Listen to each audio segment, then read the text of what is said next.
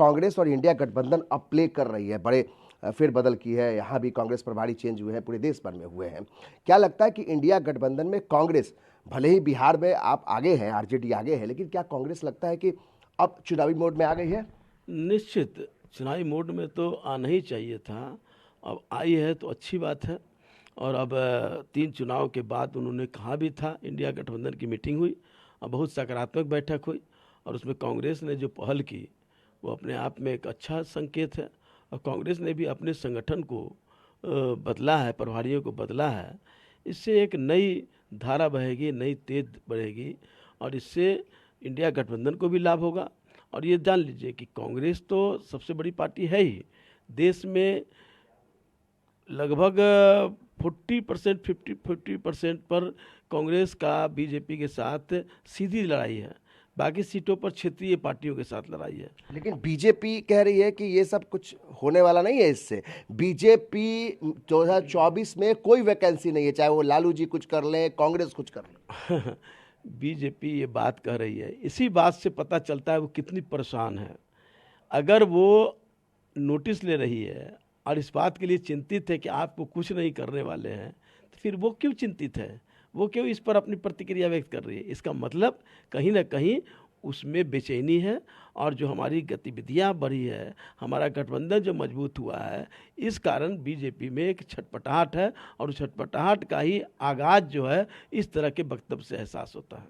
तेजस्वी यादव को जिस तरीके से ईडी में फिर से सम्मान मिला, इसको किस रूप में लेते हैं आप लोग? हम इसको किसी गंभीरता से नहीं लेते हैं। हम जानते हैं कि भारतीय जनता पार्टी का एक कोषांग है ईडी, एक कोषांग है सीबीआई, एक कोषांग है उसका आईटी। ये सब कोषांग है। जैसे राजनीतिक पार्टी अलग अलग कोषांग बनाती है, यूथ विंग, स्टूडेंट विंग, किसान विंग, उसी तरह से भारतीय जनता पार्टी का कोषांग है ईडी, आईटी, सीबीआई। बीजेपी कह रही है कि जैसा करिएगा वैसा भरिएगा। भ्रष्टाचार के जो आरोपी लोग हैं उनका ईडी अपना कार्रवाई कर रही है।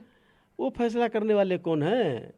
वो कौन है? वो क्या सबसे बड़े महापुरुष हो गए, सुप्रीम कोर्ट से भी बड़े हो गए? अभी तक तो कोई ऐसा सजा हुआ नहीं है। आप तरह तरह से गलत ढंग से फंसाना चाहते हैं। देखिए, मैं बार बार कहता हूँ, घमंड जो है वो घमंड कभी ख़त्म नहीं, ख़त्म करना पड़ता है। हिटलर ने पूरी संसद में आग लगा दी थी और सोचा था कि संसद पर हम कब्जा हो गया, इटली पर हमारा कब्जा हो गया। लेकिन क्या हुआ? क्या हुआ? हिटलर को किस मौत मरना पड़ा, कहाँ चले गए? आज उसका नाम भी खलनायक के रूप में लिया जाता है। बीजेपी कह रही है कि बेचैनी में आप लोग हैं, आप कह रहे हैं कि बेचैनी उन लोगों को है। बीजेपी कह रही है बेचैनी आप लोगों के अंदर, तभी तो मुख्यमंत्री नीतीश कुमार रात में अपने नेताओं से मिलने जा रहे हैं। क्या कुछ चल रहा है अंदर में? देखिए, रात में और दिन में जाना ये हमारा राजनीतिक मित्रता है, राजनीतिक लोग हैं, तो रात में मिले या दिन में मिले, हम अंधेरे में छुप करके नहीं ना मिलते हैं। हम जो भी कुछ करते हैं खुल करके करते हैं। उनके तरह नहीं ना कि जो सजावता है उसको रातें रात उसको दोषी के जगह पर उनको सबसे अच्छा कर दिए। क्या था अजीत पवार, क्या था शिंदे, क्या थे?